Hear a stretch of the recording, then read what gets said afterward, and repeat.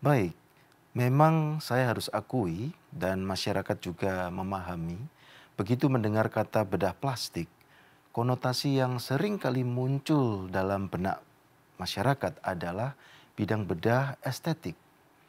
Tidak salah memang, tetapi sebetulnya bidang bedah estetik ini hanyalah salah satu bagian saja dalam bidang bedah plastik, estetik, dan rekonstruksi.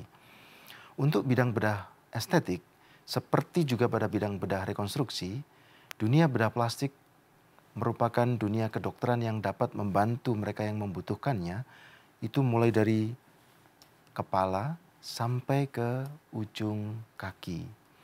Jadi dengan demikian bidang bedah plastik juga merupakan bidang yang luas yang meliputi seluruh tubuh. Di bagian permukaan khususnya ya, di bagian tampilan luarnya. Bedah plastik estetik pada dasarnya merupakan bidang bedah plastik yang mau membantu mereka-mereka yang sebetulnya adalah orang-orang normal dalam penampilannya. Namun masih tidak merasa yakin, pede, percaya diri, atau merasa tidak nyaman dengan apa yang dimilikinya pada bagian tubuhnya itu. Dengan demikian kondisi yang normal itu akan diperbaiki untuk menuju pada keadaan yang lebih baik. Atau kalau pakai bahasa lebih populer ya, menjadi super normal barangkali ya. Kira-kira itu yang dimaksud dengan bedah plastik estetik. Misalnya adalah mereka yang punya hidung normal seperti hidung kita-kita di Asia ini, di Indonesia ini. Namun merasa hidungnya itu tampak lebih lebar pada bagian ujungnya atau pada bagian cuping hidungnya yang tampilannya itu relatif lebar. Kondisi ini normal bagi kita-kita yang orang Asia, bahkan seperti hidung saya kan. Nah, mereka yang tidak nyaman ini bisa mendapatkan bantuan untuk memperoleh bentuk ujung hidung yang lebih definite atau lebih terformulasikan atau dalam bahasa simpelnya lebih runcing gitu ya. Walaupun kalau terlalu runcing malah menjadi tidak normal begitu. Di posisi yang lain misalnya oleh karena batang hidungnya yang diinginkan lebih tinggi. Sampel yang lain adalah pada kelopak mata. Misalnya kelopak mata yang tampaknya lipatannya itu tidak jelas gitu. Misalnya pada mereka-mereka yang terlahir dengan kategori mata oriental atau sipit. Jadi dengan demikian upaya untuk membuat mata yang oriental, yang sipit itu menjadi tampak punya lipatan, itu merupakan bagian bedah plastik estetik. Contoh yang lain adalah mereka-mereka yang tidak nyaman dengan tampilan payudaranya yang relatif kecil.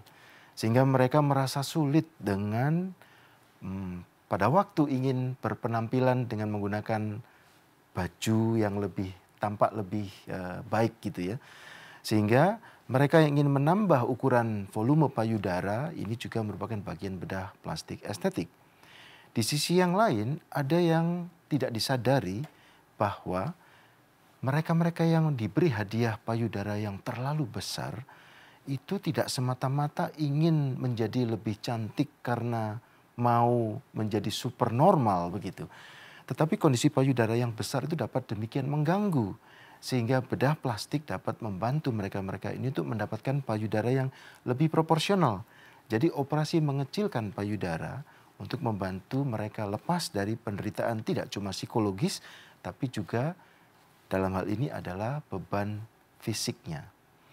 Jadi kalau mau diambil summary-nya atau simpulannya, bidang bedah plastik estetik ini banyak membantu untuk menambah kepercayaan diri. Jadi nuansanya memang lebih pada nuansa psikologis.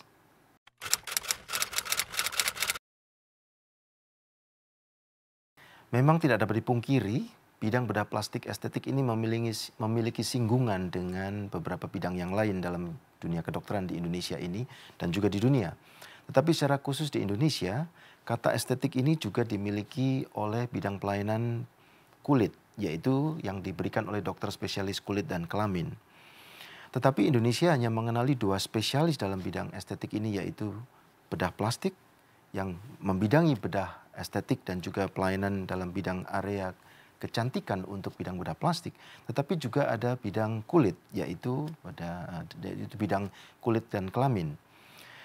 Tetapi sayangnya memang masyarakat dibuat bingung oleh karena banyaknya provider yang memberikan jasanya dalam kata yang menggunakan estetik ini, yaitu kecantikan, estetik, anti penuaan, dan sebagainya.